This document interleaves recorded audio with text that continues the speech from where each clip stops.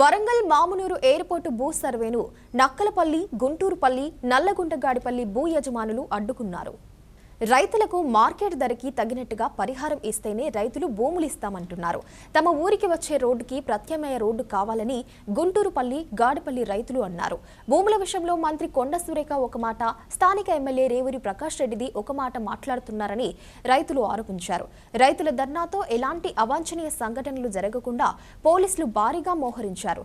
దీంతో కొద్దిసేపు ఉద్రిక్త పరిస్థితి ఏర్పడింది.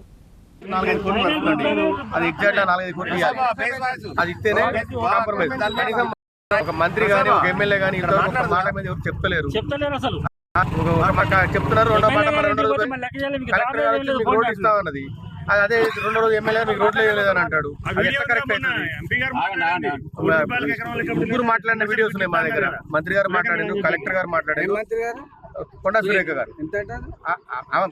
బయట రేట్ ఎంత రేట్ ఉంటే వేరే ల్యాండ్ ఇస్తాం, ఇంత దాంట్లో అన్ని ఫెసిలిటీస్ ఏర్పాటు చేసి మేము ఇస్తామని చెప్పింది. మీకేం కావాలనుకుంటున్నాం? మాకు బరాబర్ ఇక్కడ ఎకరానికి 5 కోట్లు కావాలి. మా ఊరికి పక్కాగా హైవే రోడ్డు మా ఊర్లోంచి పోవాలి. అది మా డిమాండ్. మేము మా ఊరు నుంచి 175 ఎకరాల భూమి మేము ఎయిర్పోర్ట్కి ఇచ్చుకుంటూ మా ఊరిని మేము చీకట్లో పడేసుకోవాలా? అదొకటి చూడండి. నా పేరు వెంకటేశ్వర్ల గుమ్మడి.